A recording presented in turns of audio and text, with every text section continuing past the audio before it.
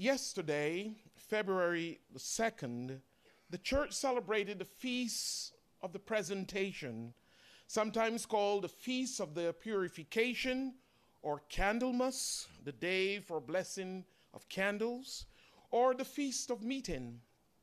It is one of the major feasts in the church's year, although you may not realize it, and is celebrated 40 days after Christmas or the birth of Christ. So the day always falls on February 2nd, just like Christmas Day is always on December the 25th. The day particularly commemorates the presentation of Jesus and the purification of his mother Mary in the Jerusalem temple. It is a time that was significant in the lives of any faithful Jewish couple who had recently given birth of a firstborn son, like Mary and Joseph would have done. Today's gospel introduces us to different people who gathered in the same place, in that place, the temple, for varying events and reasons. Mary and Joseph came to the temple out of respect for the law, to present their child Jesus to God, to fulfill the requirements of purification after a woman had given birth to a firstborn male child, and to offer a burnt and a sin offering in return. According to the law of Moses, or sometimes called the Mosaic law, every firstborn male was to be brought into the temple to be dedicated to God on the 40th day after his birth. As with the case of the Feast of the Purification, the law had stated a woman who gave birth to her first male child was deemed unclean for 7 days. And after 7 days, the boy would usually be circumcised on the 8th day and receive his name in the process. However, with regards to the child's mother, an additional 33 days were needed for the process of purification to take place. Leviticus chapter 12 and verse 4 tells us, "She shall not touch anything sacred nor enter the sanctuary till the days of her purification are fulfilled." Now I can hear you beckoning to ask me, you mentioned about a firstborn male child. What about a girl or a female child? How did the purification process work? And the simple answer to that is that if a firstborn girl was born, the mother was excluded from the temple for 80 days. And we are not told as to why mothers who gave birth to girls were given twice as long to complete the rite of purification, but that was the custom. Nevertheless, after the days of purification, a woman was required to bring to the priest a lamb for a burnt offering and a pigeon or turtle dove for a sin offering. And the priest will offer these sacrifices before the Lord as atonement for the mother, and then she will be clean again. And if she could not afford a lamb, she was to offer 2 turtle doves or pigeons for both sacrifices. Needless to say, the Mother of God was in no need of ritual purification, but her husband did not put them above the law.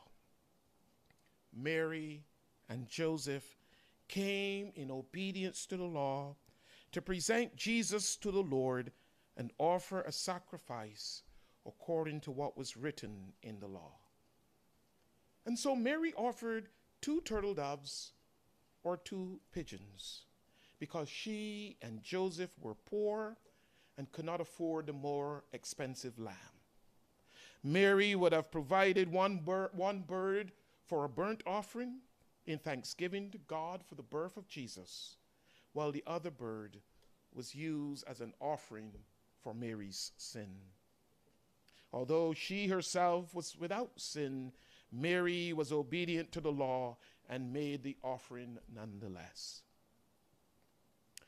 The next set of people who met in the temple that day were Simeon and Anna, two elderly people who dedicated themselves to a life of prayer and fasting and devotion, so much so that because of their strong and faithful commitment to and having a fervent relationship with God, they were able to recognize the long promised and awaited Messiah. Simeon was guided by the Spirit. He was righteous, he was devout, he was looking for the consolation of Israel, which no doubt placed him in the temple at the time the Holy Family arrived. So when Mary and Joseph appear in the temple with Jesus, Simeon knew that Jesus was the one, that Jesus was the promised Messiah. He took the child in his arms, and that's when something happened that no one anticipated, not even Simeon. Simeon gazed into the baby Jesus' eyes and declared that this child was not only Israel's salvation, but the salvation of the Gentiles as well. For my eyes have seen your salvation, which you have prepared in the presence of all peoples, a light for revelation to the Gentiles and for the glory to your people Israel. Part of the words in that evening prayer canticle called the Nunc Dimittis, or the Song of Simeon.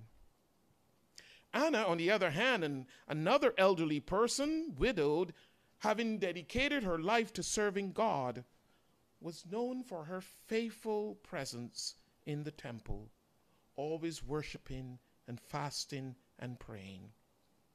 And we are told that at that moment she came and praised and thanked God for Jesus. But she didn't stop there. She spoke about the child to all who were looking forward, who were awaiting, who were expecting the redemption of Jerusalem. And so, my friends, Simeon and Anna were old when they met Jesus.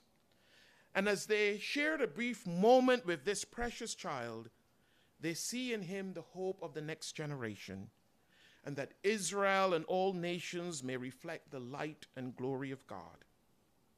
Simeon and Anna helped to prepare Mary and Joseph for the ministry Jesus will embark on when he becomes an adult.